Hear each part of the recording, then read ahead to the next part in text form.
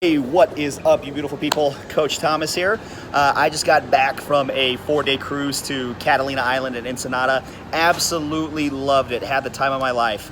And what I'm going to be going over with you here is tips and tricks on how to not sabotage, all the progress you've been working so hard for. How to not gain fat and, ruin your physique while you're on a cruise. And I do want to let you guys know that these tips and tricks, these are things that I personally did. And when I was on vacation, I let loose. I was more concerned with just taking a break and enjoying myself. I was not overly obsessed with working out and eating perfect. So, having said, I just want to to go at you with that disclaimer. So this video. And these tips and tricks are not about being overly concerned or overly obsessed with your workouts and your nutrition. All right, now having said that, I hope these tips and tricks are really helpful for you for when you take your next cruise or vacation. Okay guys, so let's start with some packing essentials. And I know this because I made the mistake of one of them. So just realize if you're gonna be working out on the cruise, is to either pack multiple workout clothes or pack laundry detergent with you. Most cruise ships will have somewhere that you can do your laundry. But if you don't bring your own detergent, then you'll be forced to buy their overpriced detergent.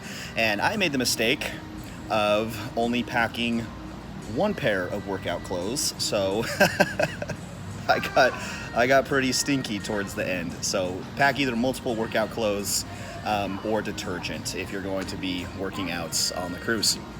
Also, don't forget to have a shaker bottle, a water bottle with you, so you're not having to bring.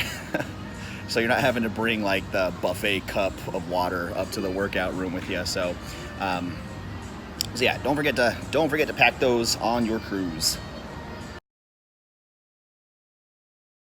All right, guys. So let's talk about staying active on your cruise. So the first tip that I have for you is to get off the dang ship.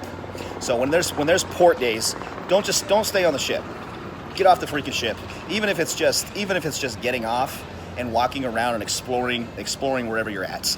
If you make, I know a lot of people like to just stay on the boat, but if you make the entire cruise about just leisure and eating food, you're gonna do a lot of damage. You're gonna undo a lot of your progress that you've worked so hard for. So I'm not saying that you can't be leisure and you can't relax. I definitely did my fair share of that during my cruise. But get off the boats on port days. And guys, when you do get off the boats, choose for your excursions, choose something active. And when I say active, I don't mean strenuous. It could just be simply getting off and walking around and exploring the city that you're in. Just some examples of what, I'm not saying this is the only thing to do, this is just personally what I did. In Catalina Island, we just walked around and explored a lot. We rode our bikes around. We stopped at a park and played at a park for a little bit. And in Ensenada, we just walked around and explored downtown a lot. We went on a canopy tour, nothing and ziplined. Nothing was very strenuous, but it kept us moving. And when you port, walk when it's an option. It was surprising, like to get from the ship to downtown was like maybe a 10-minute walk. And they had shuttles going there. I'm like, are you serious? People are shuttling to this? So walk when it's an option. So very big tip right there, guys. Get off the boats and move around at port days. Oh, and no, I'm gonna save that for the nutrition tips. All right, guys. Hope that was helpful. Okay, guys. Now let's talk about staying active on the ship. So, on the ship, this is where you're going to be spending a lot of your time, especially the days with no ports. So first off is when you book your room, request a cabin at the very bottom, the very bottom deck.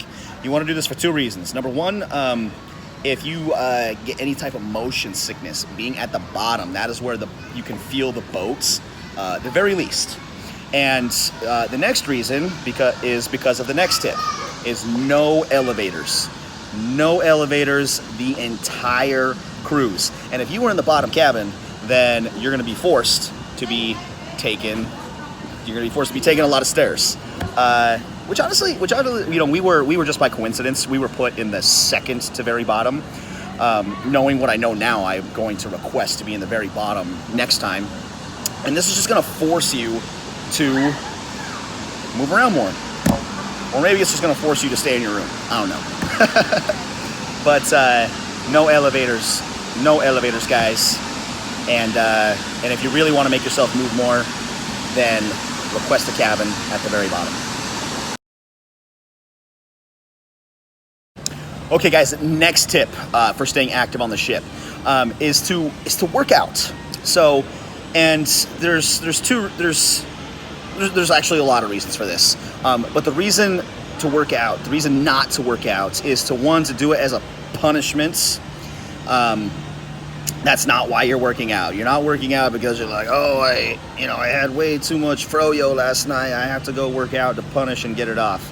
So the reason that you want to work out is, one, it's going to be a great way to start your day. You're going to have more energy, and when you have more energy, you're going to be more adventurous. You're going to move more throughout the day, and it just gets the endorphins going. And it's a great way to start the day, guys. To start the day. And cruise ships have gyms on them. The one we were on, the gym was pretty shitty, but you don't have to have a super nice gym.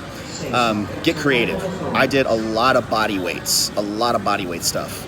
And even the last day of the cruise, I didn't even use the gym. We made our own workout to do on a deck, just because we got so sick of that stupid little gym. But guys, workouts. Working out is a blessing. It's not a chore. So if you're saying like, oh, I'm on vacation, why should I work out? I want you to reframe your mindset. You know, you don't have to work out while you're on vacation. You get to. And be grateful that you get to, because working out is a blessing. So just get in the right mindset of that. Work out while you're on your cruise.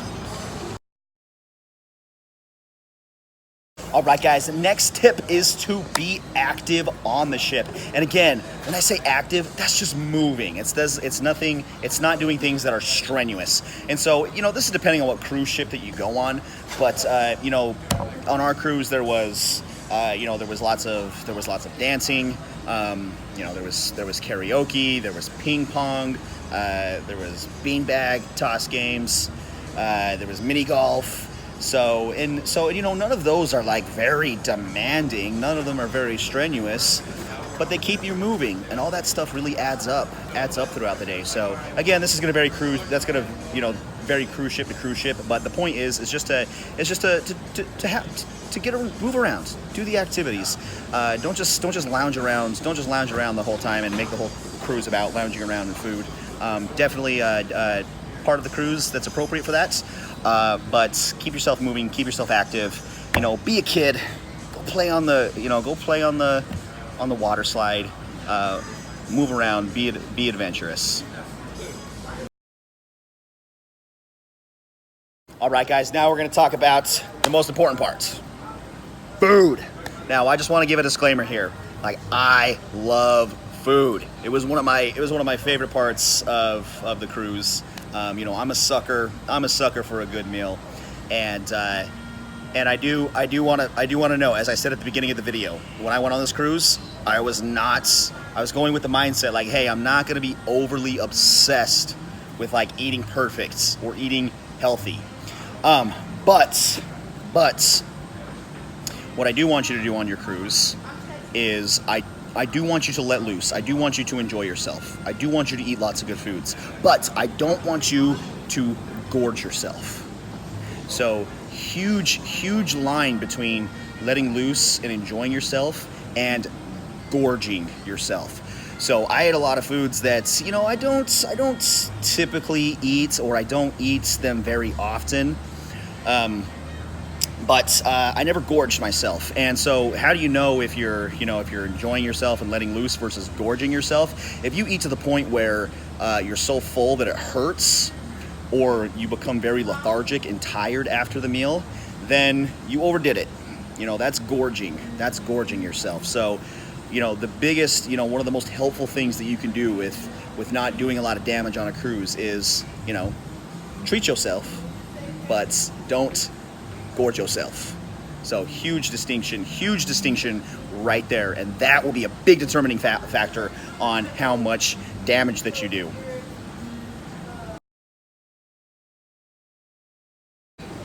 Okay guys, next tip.